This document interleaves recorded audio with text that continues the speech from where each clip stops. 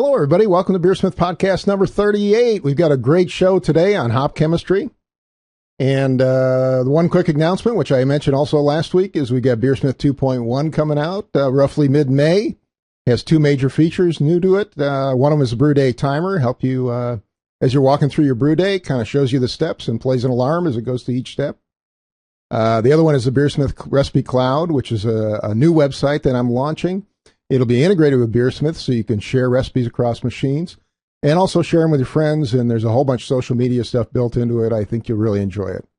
So look forward to that launch coming up in just a week or so. And without further ado, let's jump right into this week's interview.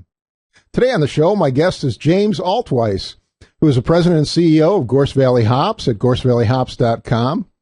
He's actually working to reintroduce hops into Wisconsin. It's great to have you on the show, James. How are you? I'm doing just great. Thanks for having me. Really appreciate you coming on.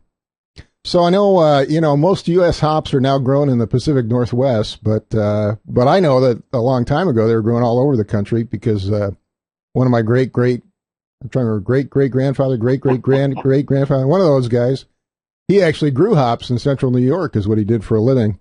Mm-hmm.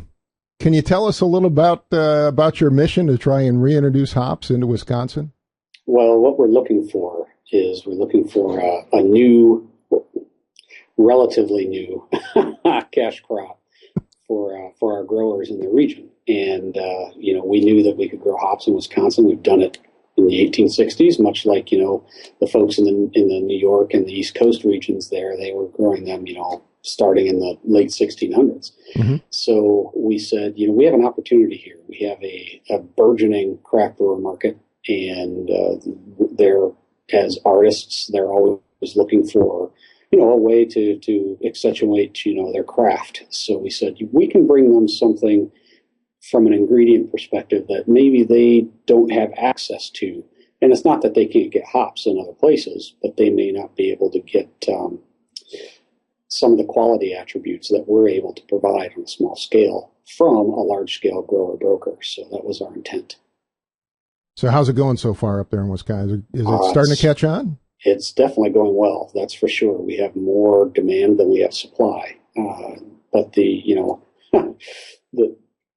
catch-22 there is, growing too quickly, we don't want to cut any corners on our quality because, frankly, we can't compete on, open market price with the large-scale brokers. It's just not going to happen. Sure.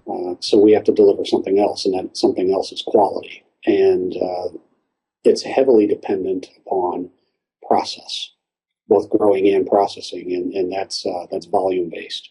So we've got to balance it very carefully with what, the demand versus our growth capability. So sure.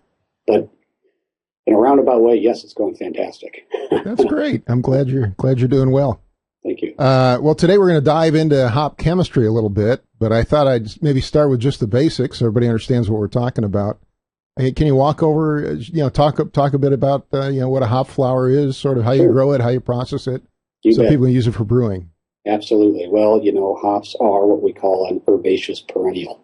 So what does that mean? That means that hops come back, every year.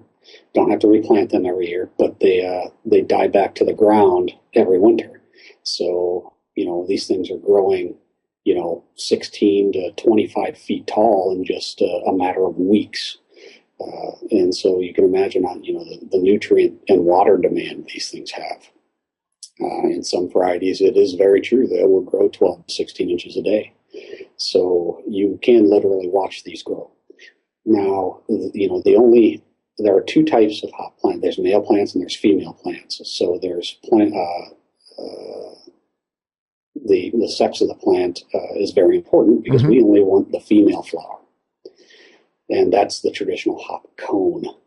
And the cone is the botanical term for that female flower is a strobile. And the strobile is also the female reproductive structure on a pine tree.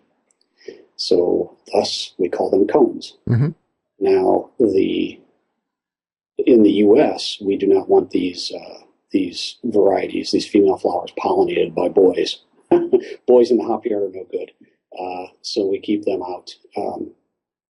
and the flower produces round about in the northern hemisphere here, around about the middle of July, the flower has formed and it's starting to fill these little glands underneath the little flower petals, and those are called lupulin glands. Mm-hmm. And that's where all the good stuff is. All the oils, all the bittering resins, soft resin components are inside that little tiny gland.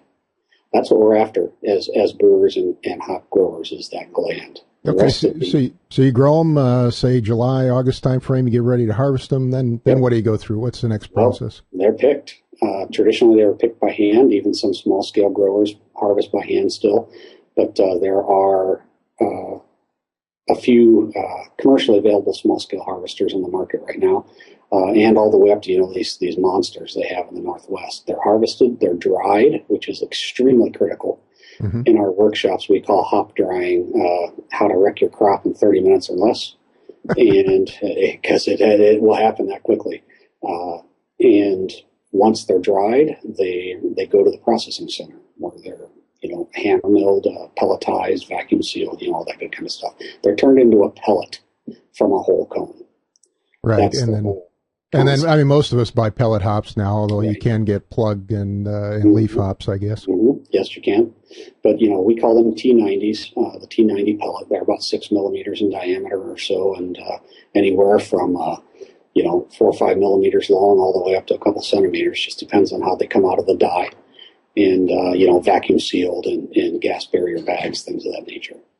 Okay, so let's dive into the chemistry just a little bit. If we start at the beginning, you used hops for bittering, flavor, aroma. Mm-hmm. Most of us tend to focus real heavy on the bittering side of things. Right. Where does the bitterness in the hops come from? Well, bitterness is all about that humulone. So we call them alpha acids. Mm-hmm. Two main classes of acids, the bittering acids in hops are the alpha and the beta.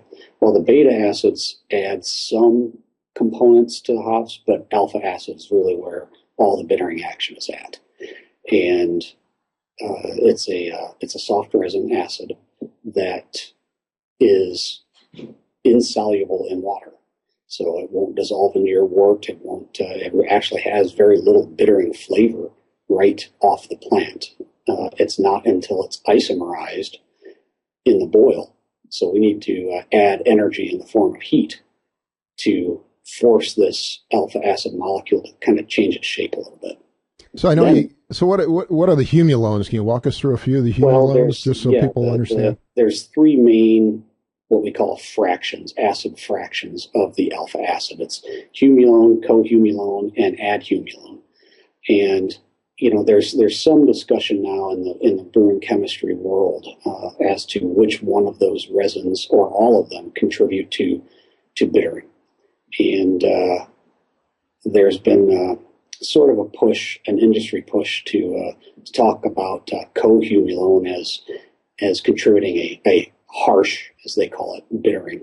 But actually, the research done by the American Society of Brewing Chemists really hasn't been able to prove that that's the case. So we kind of group them all together as alpha acids as to what's providing the bittering power. So the jury's still out on the cohumulone component. I know. At least what I've heard, humulones are desirable, right?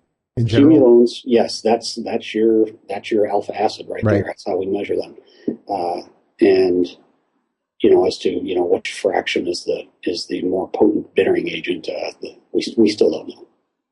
So in a lot of cases, you go to the manufacturer's website and look these things up, right? Don't they have different levels for different crops quite often? Yeah, every variety's got a range of alpha acid content, and that's established by the USDA during breeding trials, and to some extent in the newer varieties, the private industry, who's the individuals who are making these new breeds. But there'll be a range. Let's say you'll get a Cascade, for example, and we'll say a range of 4.9 to 7.2%, and that's percent by weight alpha acid content.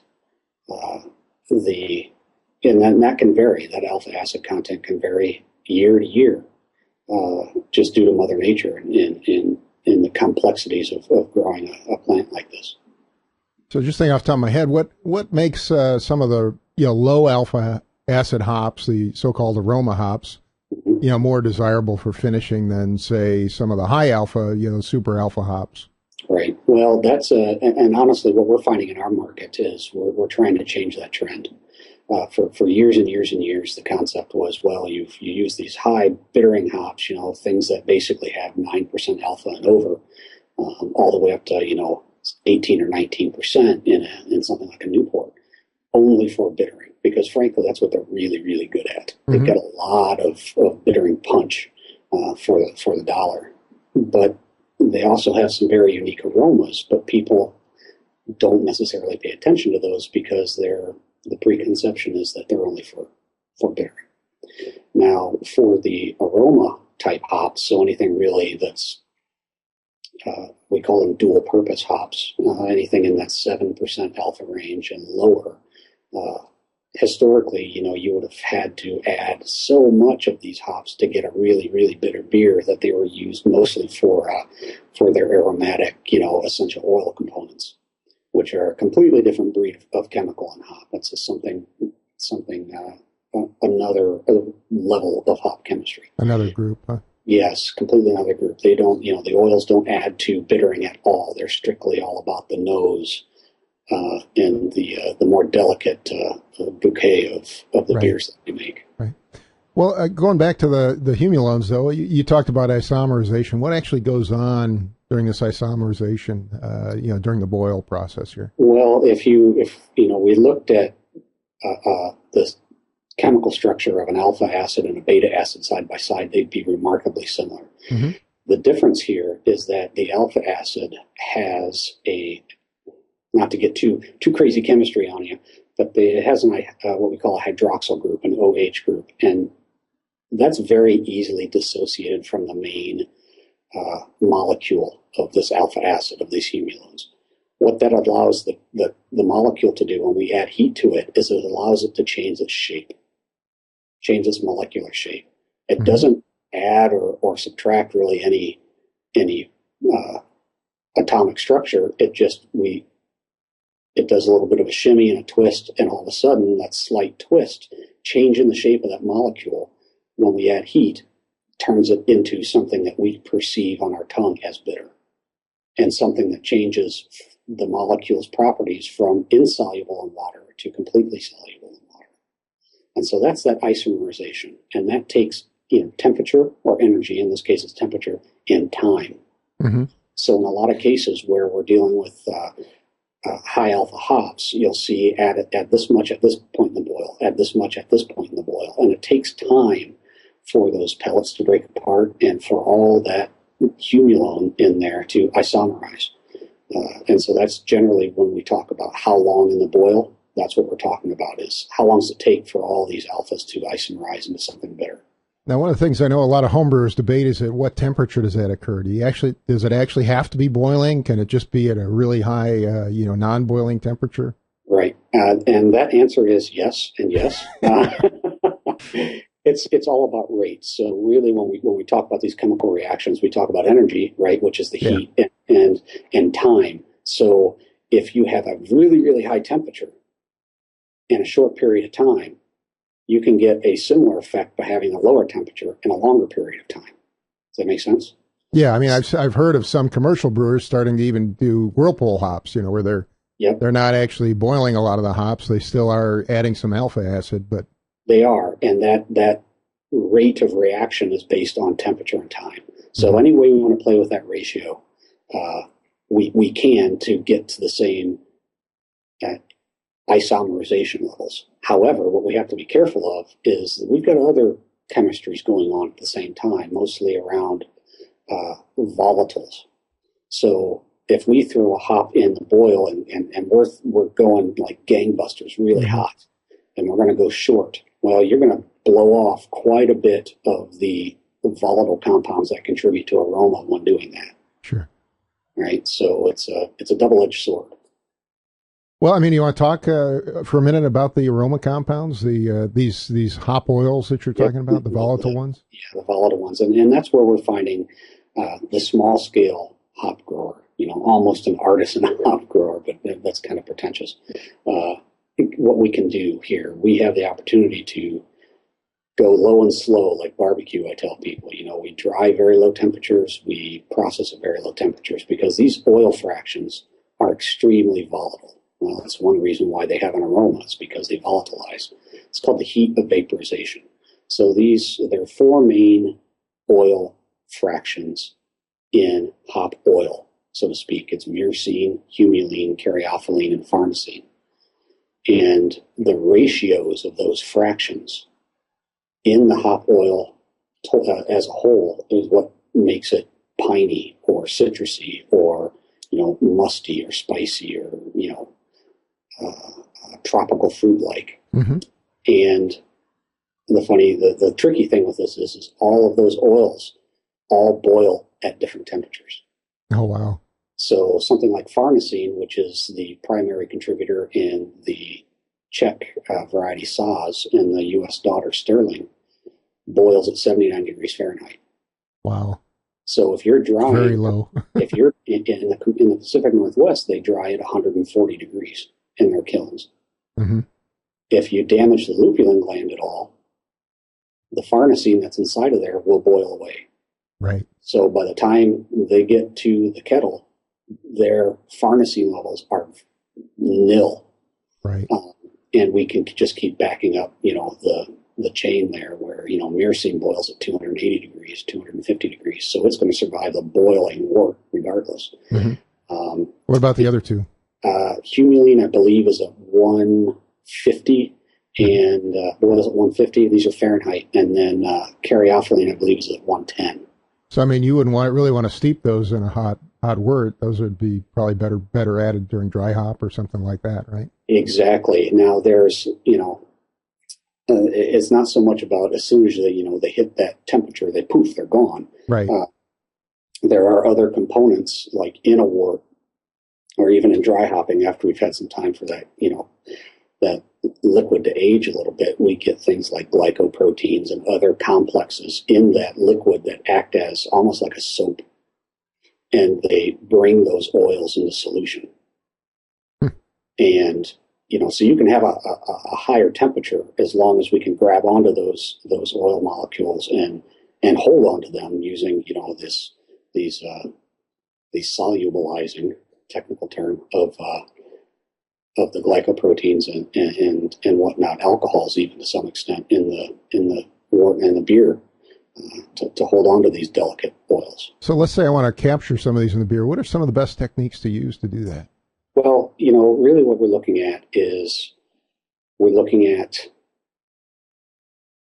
first we want to know what you're looking for, in the oil. Mm-hmm. What kind of nose and flavor are you looking for? Because that's going to really determine what oil fraction we're after and how we treat it. So let's say you want a really what I call, funky Czech Pilsner and Saz and Sterling. Those are my favorite because they do have that farnesene and they give that funky sort of Aunt Esther's basement kind of smell to okay. to beer. That's something you're going to want to handle very, very carefully. And if you want to bring out the most in that, you're going to want a cooler temperature, and you're probably going to want to dry hop with it, just because you do have that those good things in that wort at that point that can suck that oil out of the hop resin profile into the liquid. So what do some of the other ones taste like? That's great for Pilsner, obviously. What do the other three taste like? What do they remind you of? Well, in general, so if we look at the chemical makeup of the oil fraction, myrcene makes up the lion's share. It's usually 40 to 60%. Mm-hmm. And for a while, it was considered bad. Doesn't really have an aroma, but actually it does. In the past 5 or 10 years now, chemists are finally agreeing that, myrcene does have an effect, and it's a very mellow, very sort of monotoned herbal note. Okay. And as much as I hate to admit it, in a lot of mass-produced hops, that's really all that's left. And so, as I tell some of our brewers, I said, you've got a one-note symphony here, right? There's more that can be had. Right, because you mentioned the myrcene doesn't, it doesn't even boil off, right? Exactly. They're very high. It's always there. Yep. So then, the other thing that we'll see a lot in reports is the humulene to caryophyllene ratio. And so those are the next two down the lines. Okay. Humulene is a very stereotypical hoppy nose, and there's really no other way to describe it. And the humulene being a derivative of the Humulus lupulus genus and species. Right. So that's the desirable aroma that you get from those low alpha hops, and right. Exactly. You'll see that even across the board with most of these varieties. So how do you maximize that? That sounds humulene. Well, humulene. Now we have to start looking at our hop varieties because its sister compound, caryophyllene, has a very citrusy component to it. I see. So if you're looking for humulene, which is very herbal, or caryophyllene, which is very citrusy, those two kind of fight with each other. So if you're like, I'm looking for a really potent herbal POW, you're going to want something that has a high humulene and low caryophyllene. So that's the ratio you're looking for. On the other side of that. So what variety would that be? A nugget. A nugget. Now, okay. Nugget is a very traditional bittering hop, but our brewers are starting to realize that, wow, this has got a very complex herbal note to it. And that's all about the high humulene and the low caryophyllene and the relatively low myrcene. So I never would have thought of using nugget for say dry hopping or even aroma hopping, but exactly. But what you're saying, that works. It does work, and it depends on sort of what the malt base of the beer is. We're finding that guys are using this, and gals in cream ales as an aroma addition that you would never really think of before. You're like, what are you talking about? It's like, well, look at the chemistry. It's going to tell us. If we look at something more like Centennial, that's going to have a higher caryophyllene content because you get this really citrusy, bright note. Yeah, a lot of the U.S. hops have that citrusy note. I guess it comes from that, right? Exactly. And it comes from the ratio, kind of the more humulene you add, it kind of dampens down that bright citrusy note. You go to something like a Cascade, which has, a considerable amount of humulene. It's got slightly more caryophyllene, but it's also got these other oils in there like pinene and things like that, which give it that piney, that piney flair. Sure. So the humulene caryophyllene is something that we really have to look into when we decide, do we want more herbaceous notes or do we want more sort of bright citrusy notes? Very cool. And what about the last one? That's farnesene. That's the funky cousin. That's the funky cousin. And what drives that? Well, that's the one that's in the like Saaz and Sterling that give the Czech Pilsner their characteristic funkiness. I kind of, some people call it, grassy or green apple. I don't get that at all. I get more like musty and like slightly spicy, but very, very mellow aroma out of it. And this whole concept of aromas and sort of sensory analysis is it's kind of a sticky wicket because it's it's a little bit different to everybody. It's hard to characterize across the board. Yeah, I was reading somewhere that there's like 300 flavor compounds that come just from a single hop cone. Well, exactly, and that changes when based on what time you harvest it. Everybody loves these. Seems to be liking these wet harvest ales and whatnot, using wet hops right off the vine without drying them. And what you end up with across the board is a very what is called grassy. And it's called grassy aroma because it's the same vegetal compounds that are in grass. So when you go out and mow your grass, mow the lawn, and that smell is from a family of compounds called hexanols. And hexanols have a very, very low boiling point. And as we know, we cut the grass, we can smell it. But it's also very easily sucked and solubilized into wort during the wet hopping process. And so you end up with these really grassy beers and as harvest ales, and you either like it or you don't. Sorry, what's dry? You said the grassy is coming from fairly young hops. Is that what's driving it? Well, it's coming from just green vegetation. That's what's driving that grassy note in fresh green vegetation in a beer. Whereas we lose those hexanols when we dry. They're volatilized off. Oh, I see. So by the time we get to the cone, the dry cone, or the pellet, those things are gone. So you'd have to brew with fresh hops right off Yes. the vine or something like that. Exactly. I know a lot of people do that. A lot of people enjoy growing them at home. Exactly. And, you get this unique characteristic of these harvest ales and, and lagers. And that's where that comes from, is that hexanol compound. Excellent. Well, I want to just jump back for a minute and talk about bitterness. And then we haven't really talked about betas either. So I thought we'd walk through that. But Sure.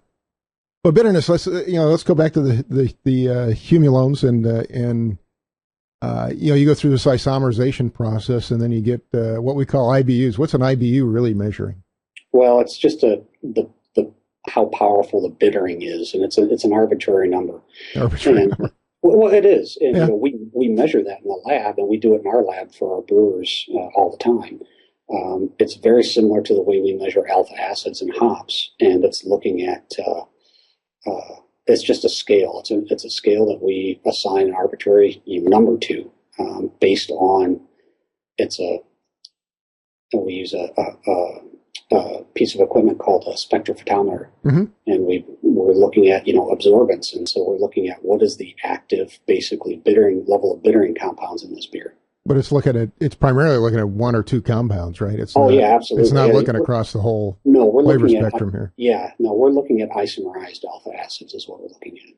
Right. So you're talking about what is it? I guess they call it isohumulone at that point, or something like that. Is that right? Yep, isohumulones, and we basically take the number that comes off of our spectrophotometer. It's an absorbance reading, and we multiply that by 2. And it comes out a certain it's supposed to be a certain number of parts per million, isn't it? Something like that? I mean, you take it back to that, but it's completely arbitrary in terms of, what does 102 IBUs mean? Yeah. Well, IBU is the unit. And, but you're only measuring, one out of these, hundreds of different flavoring compounds, really. Yes, it's all just about bittering. That's it. How bitter is this IPA or this Imperial IPA or this quadruple crazy over the top IPA? And so that kind of leads us into the next one, which is what are these beta acids? Probably most people are familiar with hops. They know about alpha, and then they talk about beta. What's a beta acid? Hero. Yeah, well, where alphas are humulones, betas are called lupulones. Mm-hmm. Again, humulus lupulus. So how many of those are there? We chemists aren't very creative. There's 3, just like there are humulones. So okay. there's lupulone, co-lupulone, and adlupulone. And so the next question is, well, what do they contribute? Yeah. To flavor, very little until they go bad.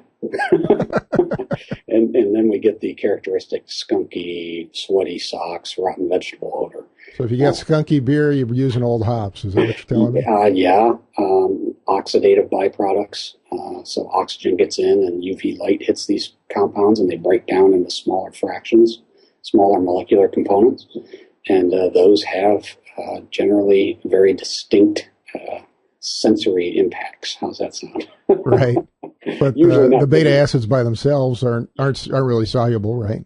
Well, that's correct. And they don't add a lot of flavor as a result, right? They don't know. Sometimes they'll add some to aroma, but not enough to really, pay too much attention until they go bad, and then we have trouble. But the beta acids are what are primarily responsible for this bacteriostatic capability of hops, which is, why they were added in such high amounts to the old school, So bacteriostatic means? They kill off bacteria. They kill off bacteria, yeah. They kill off bacteria, they kill off mold spores, And of course, hops plays a major role in preserving beer, right? That's exactly where it comes from. It can do that without killing off the yeast. So it basically takes out the yeast competition. As your viewers will well know, the story behind India Pale Ales. Well, there you go. I mean, they knew hops had a preservative quality, and frankly, they were trying to cover up the disgusting taste of bad beer. So you just shove a bunch more hops in this beer we're shipping to India, and during the colonial British days, and there you go. an IPA. So, I mean, I'd expect a hop with a higher beta acid to be preserved a lot longer, right? Store much better. Is that correct? Maybe? No, not really. No, not really. Okay. That comes from the issue that oxidized pretty easily. So we don't, generally those off flavors are coming from the oxidation byproducts. I see. And so they'll break down pretty quickly, and give us some pretty rank results. Well, I mean, do you want to talk for just a minute about hop storage and what happens if you don't store your hops properly and Sure. how they sort of break down over time? Yeah, absolutely. It's, again, the USDA has a storage index or storability, quotient. Is it a good store or a not so good store? And, what makes up, the ability of one variety over another to be a good store? I wish I could answer that.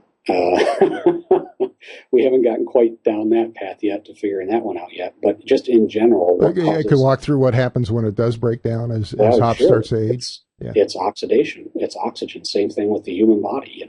You get these oxygen-free radicals, and they attack these vulnerable points on these molecules. Certainly, the alpha and beta acids, and then the oils are very subject to oxidation.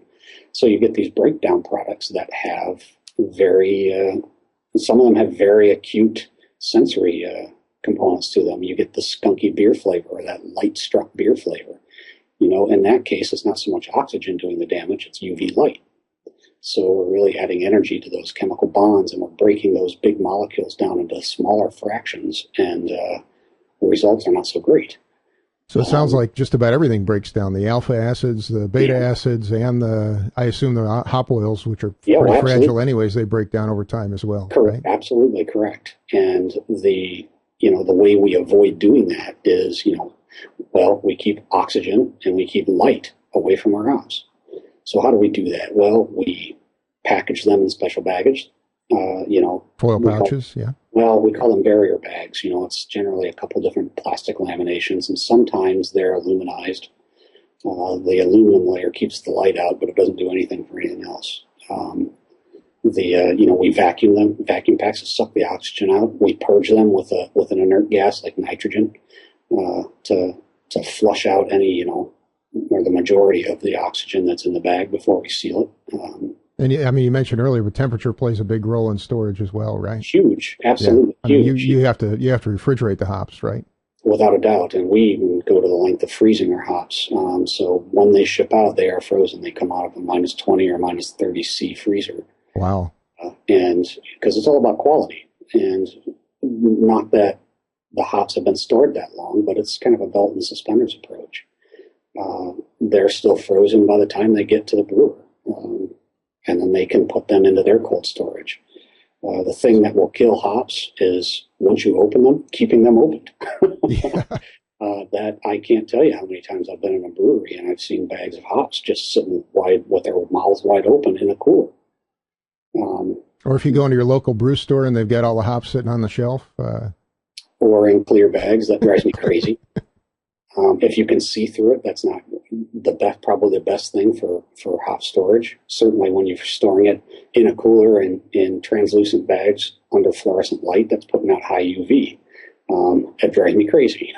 Yeah. But that's why we've gone to, demanding that any brew supply stores that are going to carry our hops, we package them. You can buy them in bulk, and we'll give you the bulk price, but we're going to seal them properly. Because, again, we're all about quality, and all those things add up to diminishing quality. So, great. Well, I thought we'd finish maybe by talking a little bit about how all this chemistry kind of comes together in the brewing process. So, sure. So I'll pick a real simple hop thing like like an IPA or something where you might have multiple hop additions. You might have dry hopping after the fact. And I was wondering if you could maybe walk us through what's actually happening as we say brew an IPA. Well, we've covered the two main activities of hops. The bittering component and the aroma component. And to get the classic IPA, what are we looking for first is, well, we know it's got to be bitter.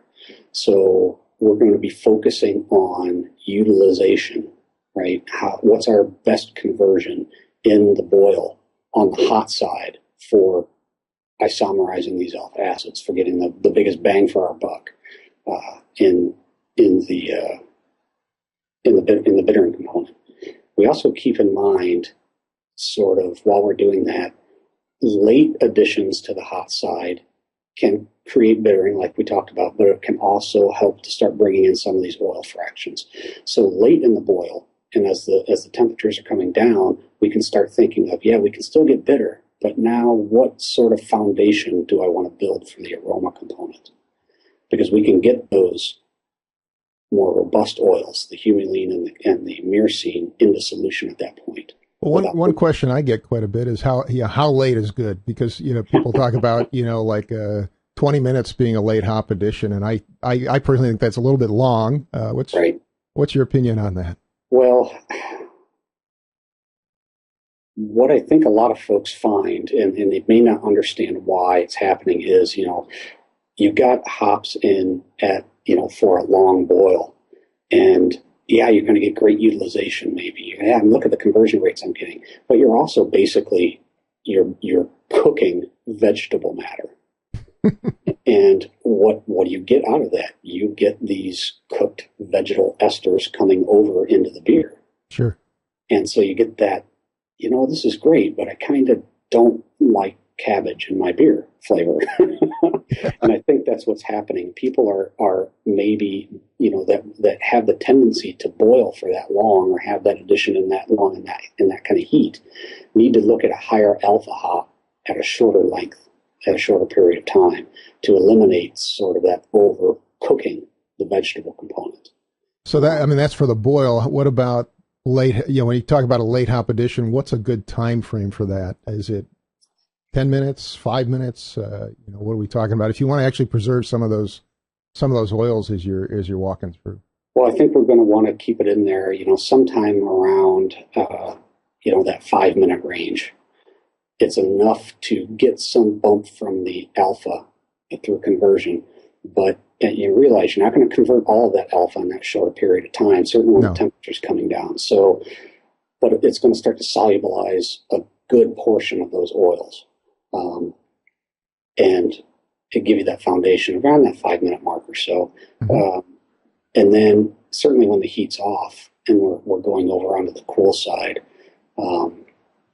as the temperature's dropping, really, if we can get down to a wort temperature that's, 120 degrees or less, now we're really focusing on aroma, and you're going to get very little isomerization going on. So, I think that's an important point, though. If you're going to use these things to steep them as you're coming down, for example, mm-hmm. you can take an aroma addition and add it during the whirlpool, or add it as you're cooling down. You probably don't want to drop those in right after you turn off the you turn off the flame, right? You really want to wait till the thing comes down quite a bit. Right. We've got this great, extremely complicated tool called a thermometer.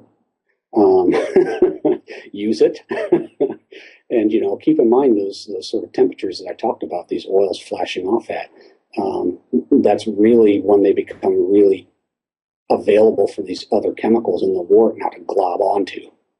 So, you'd actually hold off and steep at, say, 120 degrees or 110 degrees or something like that, right? You're going to get the biggest aroma bang in that range, because you're going to activate, solubilize, as we call it, the oils out of that hop, pellet or cone, and make them, you're adding enough heat, enough energy to make them active, but you're also, before they can flash off, they're going to get grabbed onto by some of these other, glycoprotein complexes, and they're going to pull them into solution at that point. But if you add them too hot, at 180 degrees, right, you're going to create more of a situation where they're going to flash off, and you're not going to grab them. They're just too excited. I know a lot of people tend to add them at flame out, which is not really the right answer here. Well, again, if you're looking for, that big herbal, hoppy note, and you don't want some of these other complexes, that's probably okay because that's what you're going to grab more of anyway. They just have higher boiling points. But, the lower boiling point components are going to proof be gone. And then what about dry hopping? Well, that's where you're going to get all of the full potential of a properly, dried and pelletized hop, because there's, heat is not a component now. So not so much, but you have a more mature liquid that has the ability to get in there and solubilize, again, acting almost like soap, those oils and pull them into solution, but it's going to take a longer time, right? So steep those hops and put them on, in the dry hopping phase for, much, much longer. I can't tell you exactly how long for given, temperature and hop type and all that. So, what's a reasonable dry hop time, though? Is it 2 days, 3 days? All the time in the secondary? Well, that can be a little bit, the whole time. That can get a little bit overpowering. You'll end up with a lot of these sort of solvent characters, that turpentine-like character if you over hop in the dry hop phase. I would say about, no more than a couple of days, you've pretty much extracted everything there's going to be to extract in a homebrew type of system. Certainly, if you're doing it in a chilled liquid, room temperature, certainly 2 days is going to be fine. Well, James, I really appreciate you being on the show. Is there anything else you'd like to add? Well, no, I really appreciate being on here. I think there's a lot of potential to be had if, just better understanding, the hop as a flower and how complex it is, and, what's available for people to play around with. And that's one of our big mission statements is making sure people, have the exposure to the information. So I appreciate being on the show. Well, I certainly learned a lot, and I really appreciate what you're doing, and I wish you all the luck. Thank you. Great to see some small hop growers taking off in other areas of the country. So we're trying. So thank you for that. And again, my guest was James Altwies. He's at Gorst Valley Hops at gorstvalleyhops.com, and they sell both to commercial brewers and to home brewers. You bet. Well, I'd like to say thank you again to James Altwies for appearing on the show from gorstvalleyhops.com. If you have feedback for the show, you can go to beersmith.com/blog, leave a message on our discussion forum at beersmith.com/forum. Either place, you can look up this episode and leave a message for us. I'd like to thank you for listening, and I hope you have a great brewing week.